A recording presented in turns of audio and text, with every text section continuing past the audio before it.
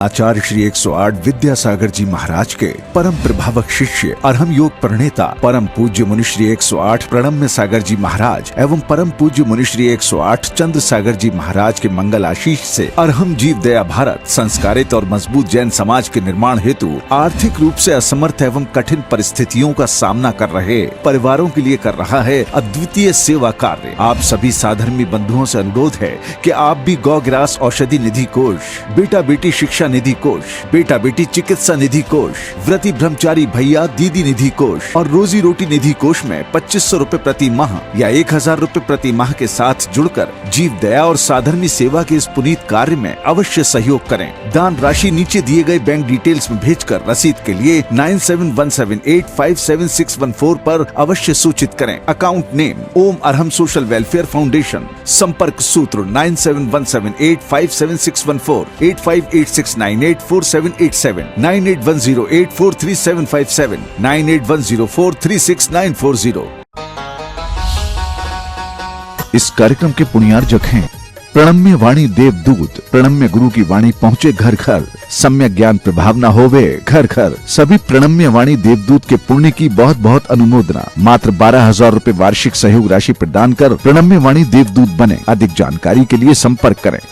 गुरु चरणों में समर्पित गुरु भक्त परिवार USA।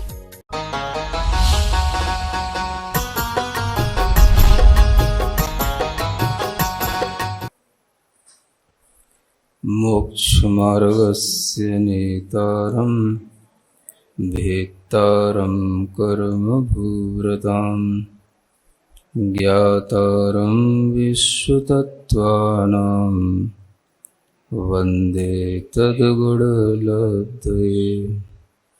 देवादिदेव आदिम तीर्थंकर श्री ऋषभनाथ भगवान की, वर्तमान शासन नायक श्री वर्धमान महावीर भगवान की, परम पूज्य आचार्य गुरुवर श्री विद्यासागर जी महाराज की। तत्वार्थ ग्रंथराज के 7वें अध्याय के माध्यम से व्रतों का स्वरूप बताया जा रहा है। हिंसा आदि 5 पापों का स्वरूप बताने के लिए यहाँ पर परिभाषा दी जा रही है कि हिंसा आदि किसे कहते हैं, जिसके बारे में यद्यपि सबने बहुत कुछ सुन रखा है, फिर भी सूत्र रूप में हिंसा की परिभाषा को समझ करके उसे ध्यान में रखना अत्यंत उपयोगी सिद्ध होता है, क्योंकि सूत्र वचन हमें थोड़े में भी बहुत कुछ बता देते हैं। इसलिए यहाँ पर सूत्र नंबर 13 प्रमत्त योगात प्राण व्यपरोपणम हिंसा, यह हिंसा की परिभाषा है। प्रमत्त योगात यानी प्रमत्त योग से प्राणों का व्यपरोपण होना हिंसा है। प्रमत्त योगात यह एक हेतुवाचक शब्द है, पद है, क्योंकि यहाँ पर पंचमी विभक्ति का प्रयोग किया गया है। इस कारण से इसका अर्थ होता है प्रमत्त योग से, यानी जो हमारे अंदर प्रमाद रहता है उस प्रमाद के योग से प्राणों का व्यपरोपण यानी घात होना हिंसा कहलाती है। प्रमाद, योग, प्राण और व्यपरोपण 4 चीज़ें यहाँ पर हैं। उनमें से प्रमाद और योग ये दोनों मिलाकर के एक पद बनाया है। इसे हेतु अर्थ में, कारण अर्थ में यहाँ पर कहा गया। इस कारण से प्रमाद का मतलब होता है अंतरंग में यत्नाचार की वृत्ति नहीं होना, अंतरंग में सावधानी नहीं होना, अंतरंग में कसाई की तीव्रता होना, ये प्रमाद कहलाता है। और उसके साथ में जो योग होते हैं यानी मन, वचन और काय, वह जब तीनों जुड़ जाते हैं तो वह प्रमत्त योग बन जाता है। उस प्रमत्त योग के कारण से जो प्राण यानी कि जीव के अंदर जो 10 प्राण हैं, 5 इंद्रियां हैं, 3 बल हैं, आयु है, श्वासोच्छ्वास है, इनका जो व्यपरोपण हो जाता है यानी घात हो जाता है, उसका नाम हिंसा कहा गया है। यहाँ पर समझने के लिए मुख्य बात यह है कि हेतु ये दिया गया है कि प्रमत्त योग से ही प्राणों का व्यपरोपण होना चाहिए, तभी उसका नाम हिंसा है। अगर कारण है तो कार्य होगा, और कारण नहीं है तो कार्य नहीं होगा। तो कारण यहाँ पर प्रमत्त योग बताया जा रहा है। प्राण का व्यपरोपण ये कारण नहीं है, यह उस कारण से घटित होने वाला कार्य है, और उसी का नाम हिंसा है। हिंसा किसे कहा गया? प्राण के व्यपरोपण का नाम हिंसा है। तो वह प्राण का व्यपरोपण किस कारण से होता है? तो प्रमाद योग से होता है।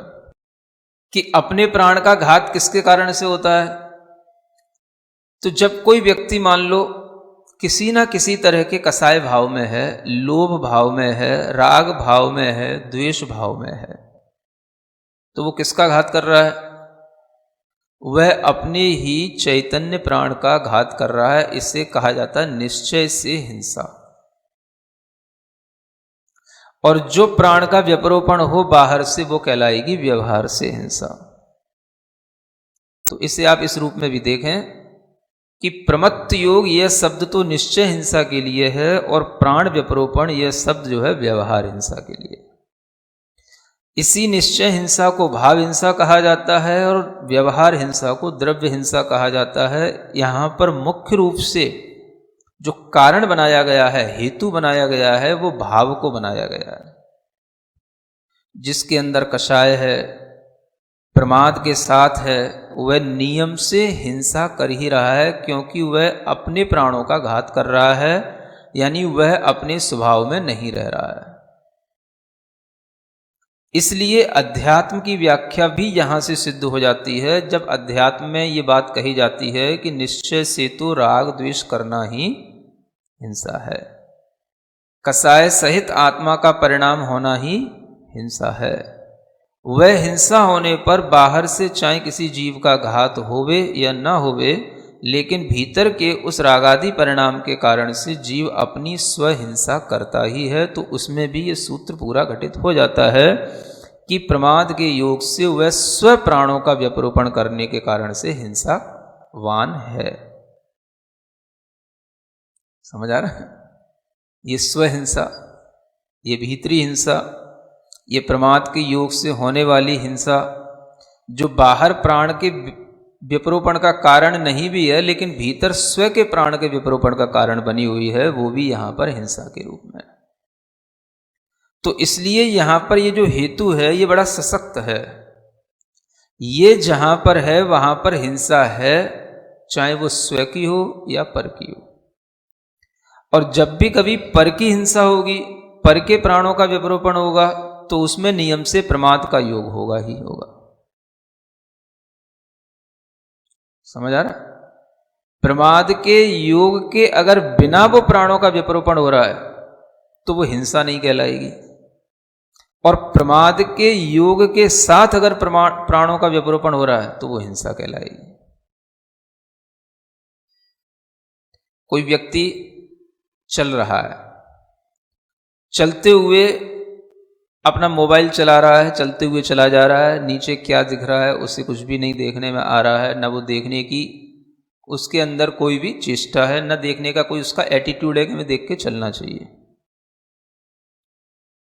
वो देख रहा है फर्श बिल्कुल साफ है, नहीं भी है तो भी उसके अंदर देखने का कोई एटीट्यूड नहीं है, और अगर है भी तो भी वो बिल्कुल बस मोबाइल ले लिया घूम रहा है। जैसे छतों पर शाम को सब चक्कर लगाते हैं ना, हाँ, मोबाइल लेकर के बस चक्कर लगाते रहते हैं, चक्कर लगाते रहते हैं, बातचीत चलती रहती है, घंटों घंटों तक चलते रहते हैं।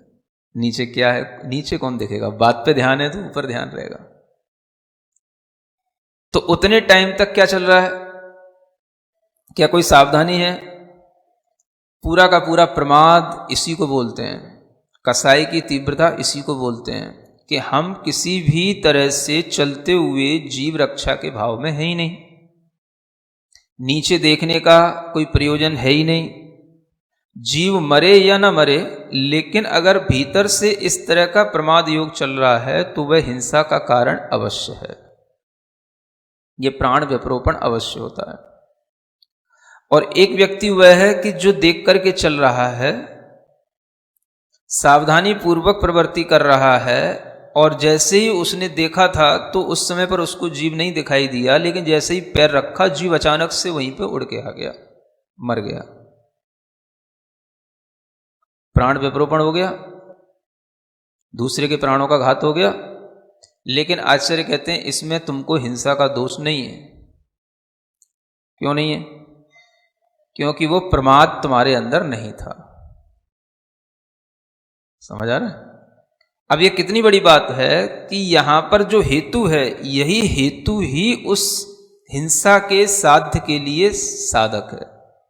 अगर ये हेतु है प्रमत्त योग तो हिंसा है, और ये हेतु नहीं है तो हिंसा नहीं है। इसलिए आचार्य कहते हैं जीव चाहे जिए चाहे मरे, जीव वहां हो या न हो, आपको सावधान रहना है।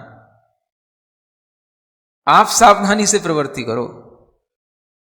आपके लिए वह प्रवृत्ति इस रूप में होनी चाहिए कि जीव की रक्षा के साथ हमारा बिल्कुल उस समय पर एटीट्यूड बना रहना चाहिए, और हमारे अंदर इस तरह की बिल्कुल केयरनेस होनी चाहिए कि हम उसमें बिल्कुल भी प्रमादी न हो, और इस बात को ध्यान में रखें कि हमें प्रवृत्ति करते हुए किसी भी जीव की हिंसा न हो जाए। अगर ये सावधानी है तो इसी का नाम है कि हम प्रमाद में नहीं हैं। तो ये जो हेतु है ये प्रमत्त योगात, ये सिद्धांतिक भी है और ये आध्यात्मिक भी है। सिद्धांतिक इसलिए है कि जब तक आपके अंदर प्रमाद है तब तक तो यह अप्रमाद का भाव आता ही नहीं। अब उसमें भी वह अप्रमाद का भाव जो आएगा वो व्यक्त रूप से तब आएगा जब आप सावधानी पूर्वक प्रवृत्ति कर रहे होंगे। अगर गुणस्थानों के हिसाब से देखा जाए तो पहले से लेकर के 6वें गुणस्थान तक प्रमाद होता है। फिर आप कहोगे कि महाराज सभी प्रमादी हो गए पहले से लेकर 6वें तक के गुणस्थान वाले। अब अगर कोई सही रूप से देख कर के भी प्रवृत्ति करे तो उसको हम प्रमादी कहेंगे कि नहीं, प्रमत्त कहेंगे कि नहीं?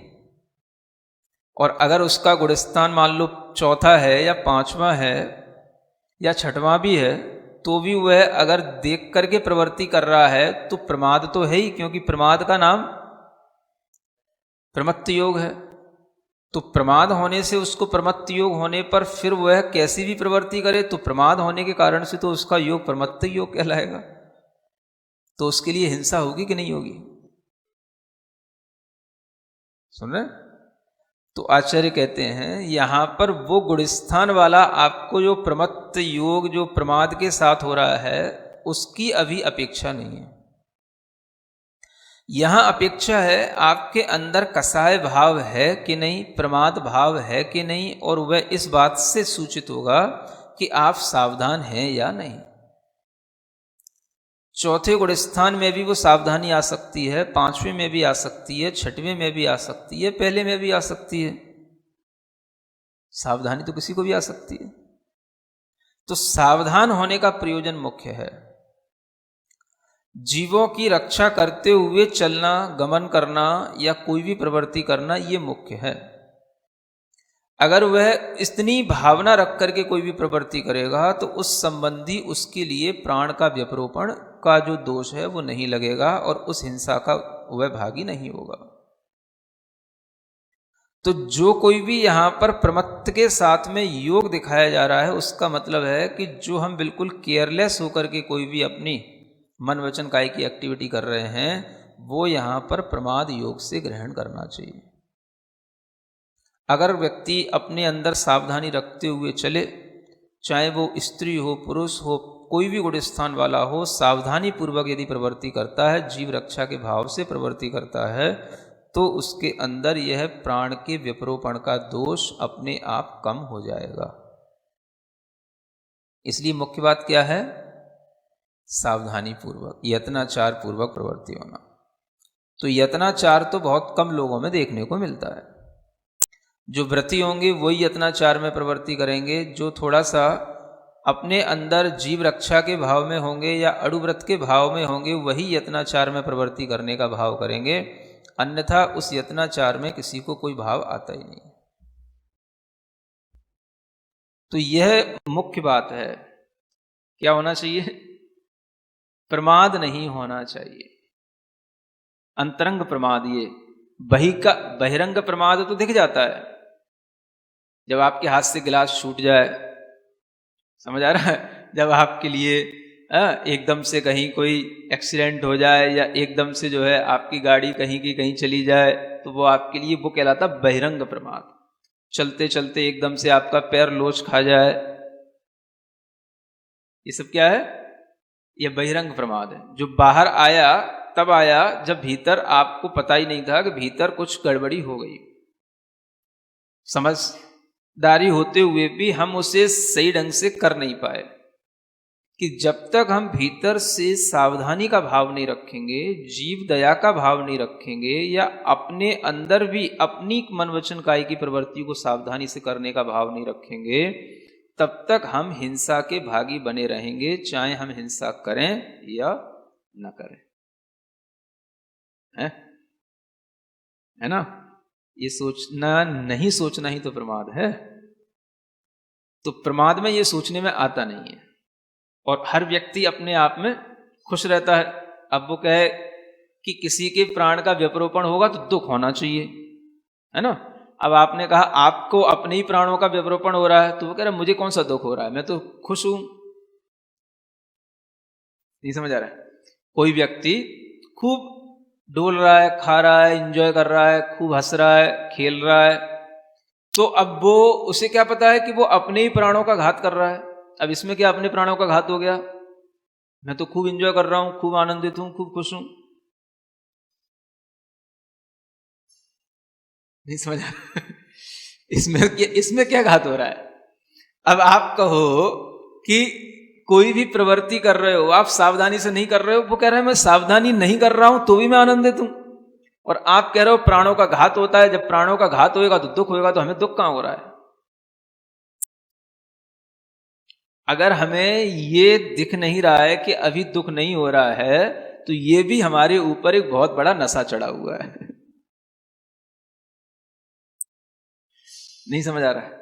ये भी हमारे भीतर का कितना बड़ा प्रमाद है कि हम प्रमाद करते हुए भी, कसायों में डोलते हुए भी, अपने मन को इधर उधर अनर्गल प्रवृत्तियों में लगाते हुए भी हम ये सोच रहे हैं कि हमारे अंदर प्रमाद नहीं है और हम खुश हैं या हम सुखी हैं। यही सबसे बड़ा प्रमाद है।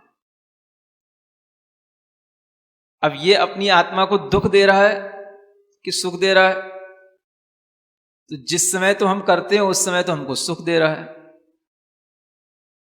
बाद में उसका जो कोई रिजल्ट आता है वो कुछ भी हो, लेकिन जिस समय कर रहे हैं उस समय वो हमको सुख देता हुआ दिखाई देता है।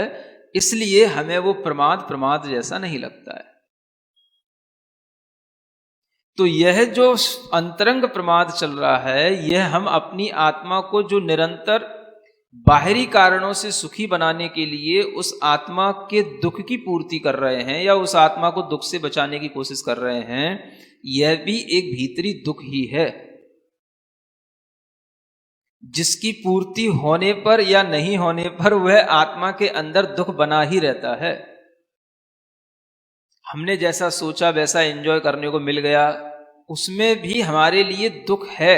प्रयास जो हम कर रहे हैं उसमें भी कष्ट हो रहा है, लेकिन वह हम महसूस नहीं करना चाहते हैं, क्योंकि हमने मान्यता बना रखी है कि इसी में सुख है, ऐसे ही सुख मिलेगा।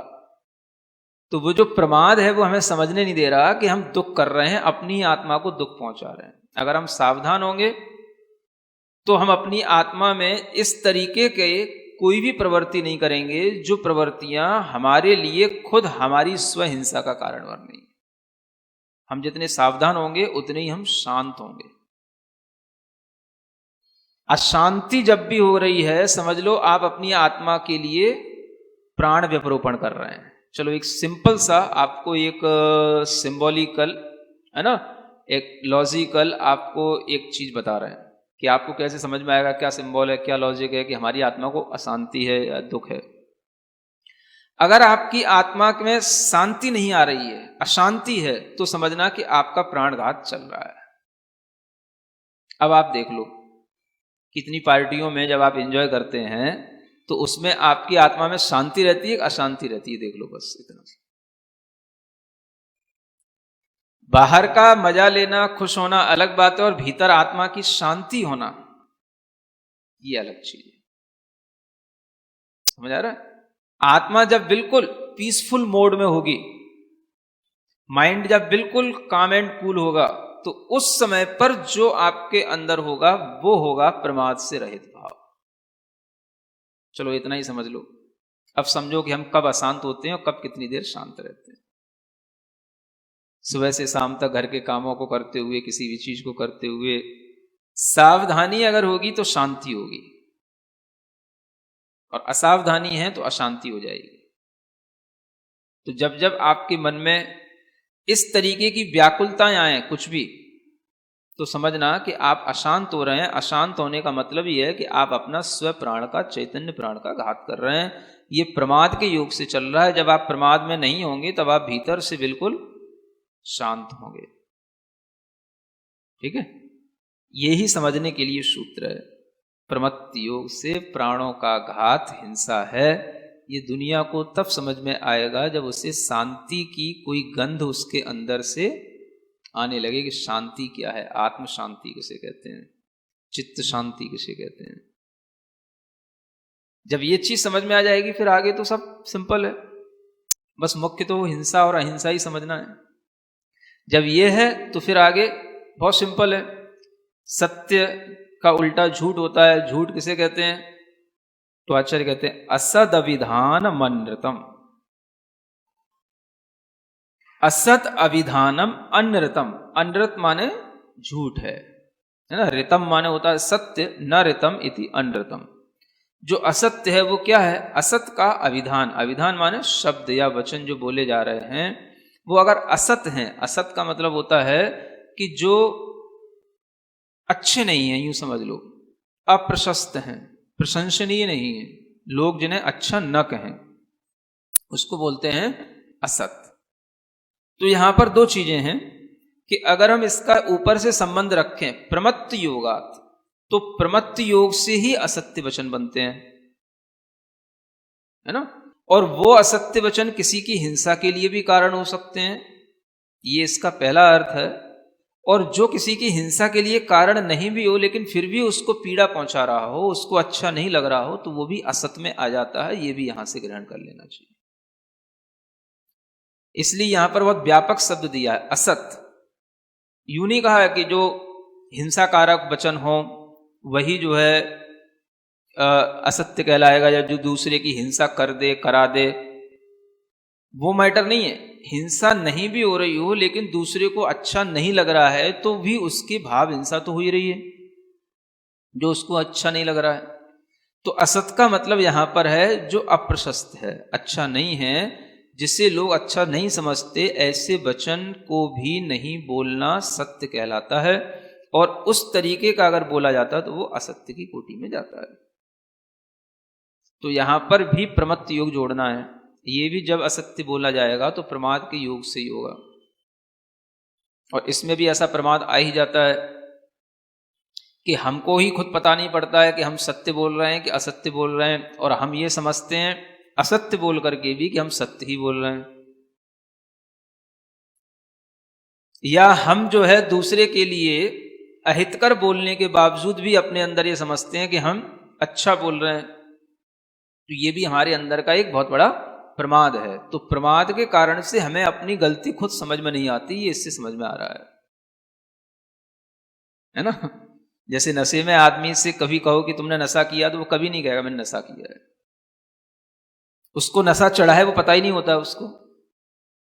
जबकि नशा दूसरी चीज है और आदमी दूसरी चीज है, और दोनों वहां पर एक होकर के काम कर रही हैं। ठीक यही दशा यहां पर हिंसा के साथ है, झूठ के साथ है, चोरी, कुशील और परिग्रह के साथ है। जब हमारे अंदर इस तरह का प्रमाद होता है तो प्रमाद हमें महसूस ही नहीं करने देता है कि मैं अलग हूं, प्रमाद अलग है और मैं अलग हूं।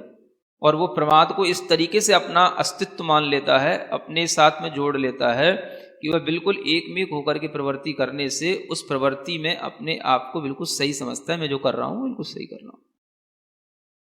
ये क्या हो गया? ये हो गया झूठ। तो झूठ में भी पाप होता है, हमने सीख रखा ना बचपन से, झूठ बोलना पाप है। तो झूठ बोलना पाप तो है, लेकिन कभी ये नहीं सिखाया कि झूठ बोला क्यों जाता है। जब तक हम भीतर से प्रमादी नहीं होंगे तो झूठ नहीं बोल सकते। अब देखो, झूठ बोलने वाला बच्चा भी कितनी समझदारी से झूठ बोलता है कि वो अगर हमसे भी तर्क करे तो कह सकता है, महाराज आप कहते हो प्रमाद से झूठ बोला जाता है, मैं इतनी सावधानी से झूठ बोलता हूं, मुझे पता है कि मैं झूठ बोल रहा हूं। नहीं समझ आ रहा? तो हमारे अंदर प्रमाद कैसे हुआ? जब आप कह रहे हो कि नशे में आदमी को पता नहीं रहता कि वो क्या कर रहा है, हमें पता है हम झूठ बोल रहे हैं। समझ आ रहा है? अब वो बच्चा हमसे क्या कहेगा? मुझे पता है कि मैं झूठ बोल रहा हूं, मैं जानबूझ करके झूठ बोल रहा हूं, मैं बहुत समझ करके झूठ बोल रहा हूं कि मुझे क्या बोलना है, और मैं उस समझदारी के साथ अगर बोल रहा हूं तो बताओ यहां पर प्रमाद योग कैसे हुआ? समझ आ रहा है? कोई तर्क तो अच्छा कर सकता है ना। आप तो डर के मारे कुछ पूछते नहीं हो, हम खुद सोच लेते हैं कि आप क्या पूछ सकते हो। तो जब कोई ऐसा कह रहा है तो उसमें प्रमत्त के योग से वह झूठ बोल रहा है, तो वह उसके अंदर प्रमाद योग माना जाएगा कि नहीं माना जाएगा? आप उसको कैसे समझाओगे? क्या समझा? कैसे समझाओगे आप उसको? ये तो फिर आपको समझाने में अगर नहीं आ रहा तो इसका मतलब आपने ऊपर वाली भी इतनी डेफिनेशन, इतना उसको इलस्ट्रेट करने के बाद भी आप अभी समझे नहीं, इसका मतलब है। नहीं समझ आ रहा है? अगर कोई यूं आपसे प्रश्न कर रहा है तो आपको इसका उत्तर हिंसा के परिप्रेक्ष्य में सोच के ही देना पड़ेगा। उससे कहना पड़ेगा, बेटा अगर तू सावधानी से झूठ बोल करके किसी को परेशान करने में ये मान रहा है कि मैं प्रमादी नहीं हूं और मैं जो है सही बोल रहा हूं, या मैं बिल्कुल भीतर से सावधान हूं और इसलिए मुझे कोई पाप नहीं लग रहा है, तो ये तो फिर वैसी बात हुई कि जो बिल्कुल सावधानी से जानबूझ करके देख करके किसी को मार रहा है। समझ आ रहा है? समझाने के लिए भी तो कुछ चाहिए ना, तर्क इसी को बोलते हैं। तो जब आप उसको इस हिंसा के परिप्रेक्ष्य में समझाओगे, फिर तो ऐसी बात हुई कि कोई सामने तीर मार रहा है, गुलेल से किसी को मार रहा है, भाला मार रहा है, किसी को बंदूक मार रहा है, वो तो जानबूझ के मार रहा है ना, इंटेंसली, कि मैं इसका घात कर रहा हूं, मैं सावधानी पूर्वक कर रहा हूं। तो सावधानी पूर्वक घात कर रहा है वो। तो जब वो हिंसा जो दूसरे के लिए घात का कारण बन रही है, तो उस सावधानी में तेरे अंदर कसाय की सावधानी है कि कसाय से रहित सावधानी है? हिंसा में क्या है? तेरे भीतर कसाय आ रही है ना उसको मारने की, तो ये कसाय ही तो प्रमाद है, ये कसाय ही तो हिंसा है। तो तू कसाय के कारण से ही तो झूठ बोल रहा है। झूठ बोलने में तुझे मजा आ रहा है, लेकिन सामने वाला तो परेशान हो रहा है। तुझे अपनी मम्मी पे दया नहीं आ रही, पापा पे दया नहीं आ रही, अपने क्लास फेलो पे दया नहीं आ रही, उसे तो परेशान होता देख करके तुझे मजा आता है कि वो परेशान हो गया। तो ये परेशानी जो तूने उसके लिए पैदा कर दी, ये तेरी कसाय के कारण से हो रही है, क्योंकि कसाय वाला आदमी ही दूसरे को परेशान देख करके खुश होएगा। इसलिए ये तेरे वचन सावधानी के नहीं है, कसाय के साथ हैं। और कसाय के साथ बोला गया ये तेरा झूठ इसी हिंसा में आएगा, इसलिए यह तेरे अंदर का अप्रमाद नहीं है, ये प्रमाद है। तब समझ में आएगा उस बच्चे को। समझ रहे हैं ना? नहीं तो बच्चे भी बहुत समझदार होते हैं, उन्हें यही सूत्र पढ़ाने बैठ जाओ तो मम्मी को ही उलझा दें।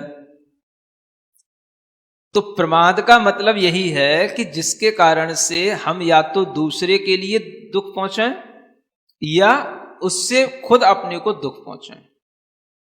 तो जितनी देर तक हम झूठ बोल रहे हैं उतनी देर तक तो चलो हमारे लिए ये लग रहा है कि हम अच्छा कर रहे हैं, हम खुश हो रहे हैं, लेकिन भीतर से हम उससे डरे हुए भी तो हैं। जब हम झूठ बोल रहे होते हैं तब हम भीतर से अपने आप को पीड़ित महसूस करते हैं कि बिना पीड़ा के बिल्कुल अपने को शांत महसूस करते हैं। शांति से झूठ तो बोला जा सकता है, लेकिन मन भीतर से शांत नहीं रह सकता है।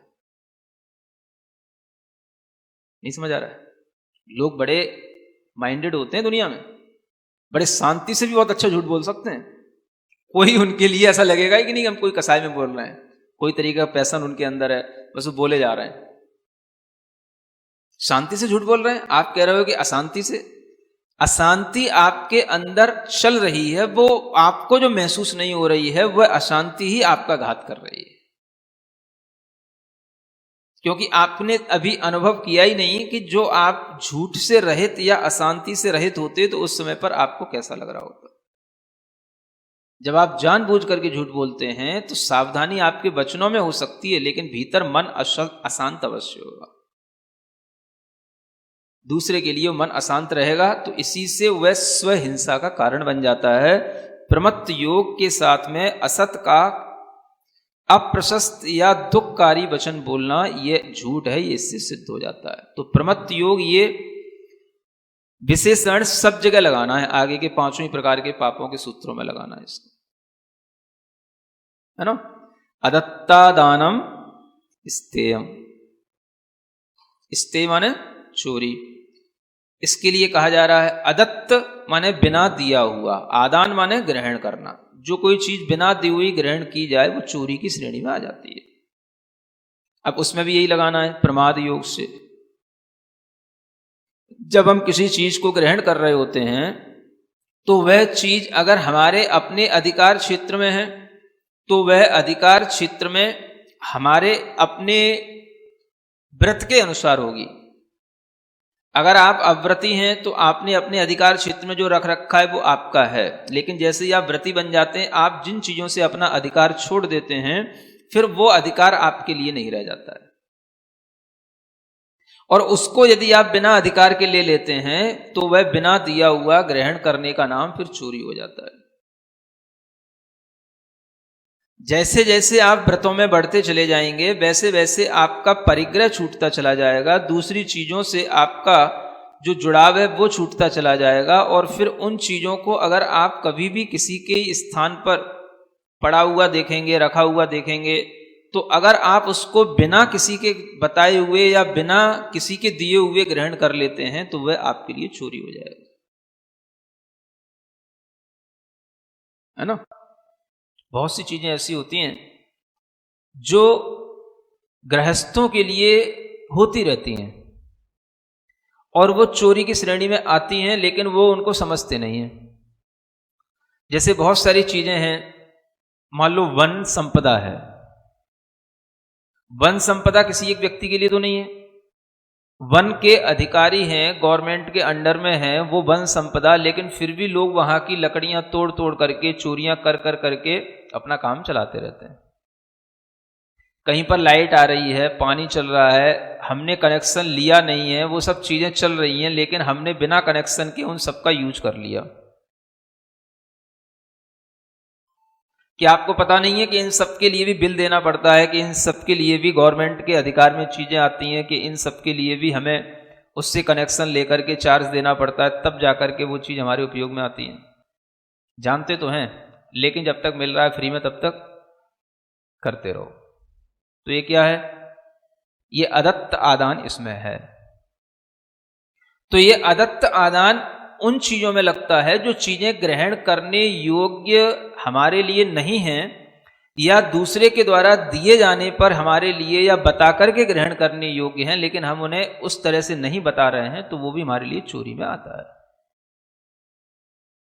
इसलिए जो प्राकृतिक संपदा के रूप में हो, जैसे नदी का पानी है, समुद्र का पानी है, झरनों का है, बरसात का है, इसको आप यूज करोगे, इसके लिए बताने की जरूरत नहीं है, ये प्राकृतिक है। लेकिन जहां पर कोई ने अपना अधिकार जमा रखा है, ये हमारा तालाब है, तो अब उसको पूछ करके आपको उसमें उपयोग करना पड़ेगा। अगर उसका तालाब है तो किसी ने अपने घर में भी कुआं खुदवा रखा है, वो कहे हमारा कुआं है, तो आपको उससे पूछना पड़ेगा। वो कुआं सार्वजनिक नहीं है, सार्वजनिक जो होगा वो अलग होएगा, और किसी के घर में है तो घर का कहलाएगा। समझ आ रहा? ये बात अलग है कि वो कह दे कि हाँ आप इसका यूज करें, कोई दिक्कत नहीं है, तो कोई बात नहीं है। लेकिन अगर उसके घर का है और वह उसको पता नहीं है और आप काम ले रहे हैं और उसको आपने बताया नहीं है, तो ये आपके लिए चोरी में आ जाएगा। तो जो चीजें हमारे लिए दूसरे के द्वारा ग्रहण करने या बता करके ग्रहण करने में आए, उन चीजों में तो चोरी नहीं होती, और अगर हम इसका बिना इस तरीके से बताए यूज करते हैं तो वो चोरी में आ जाता है। अथवा जो चीजें सार्वजनिक हों तो वो सार्वजनिक रूप से प्रयोग में आती हैं। जो प्याऊ है, हैंडपंप है, सार्वजनिक रूप से लगे रहते हैं तो कोई बात नहीं ऐसा। तो इनमें वही चीजें आती हैं जो ग्रहण करने योग्य हों, है ना। अब इसमें ऐसा नहीं है कि हम तो हवा भी ग्रहण कर रहे हैं, श्वास भी ले रहे हैं, तो क्या ये भी चोरी हो गई, है ना। तो ये नहीं, जिसको हम ले सकते हो, दे सकते हो, जिसमें लेन देन का व्यवहार होता हो, उसी को यहां पर चोरी के रूप में कहा जाएगा। तो ये अदत्ता दान, इसमें भी प्रमाद का योग छिपा हुआ रहता ही है, ठीक है ना। तो इस तरीके से बिना दिए हुए किसी भी चीज को ग्रहण करने का अगर हमारे अंदर भाव नहीं रहे और भीतर से हम सावधान होकर के हर एक चीज को जो हमारे अधिकार में है उस पर हम देखें कि यह हमारे अधिकार में कानूनी तरीके से है या हमने गैर कानूनी तरीके से इसको अपने अधिकार में लिया है, तो आप इस चोरी और बिना चोरी का जो महत्व है उसको आप समझ सकेंगे, है ना। तो यही चीज यहां पर प्रमत्त योग के साथ जोड़ना है। इसलिए ये सभी पापों के साथ में भी हमारा प्रमाद बना रहता है और रह रहा है। ये 3 पाप हो गए अभी, ठीक है। आगे की चर्चा बाद में करेंगे। बोलो महावीर भगवान की जय। सिरिजिणवाणी जग कल्याणी जग जन मदतम मोहरी जनमण हारी गढ़हर हारी जम जरा भव रोग हरि तिथियराणम दिव्य झुणिम जो पढ़ई सुनई मय्ये धारई णाणम सौख मणंतम धरिय सासद मोक्ष पदम पावई सासद मोक्ष पदम पावई।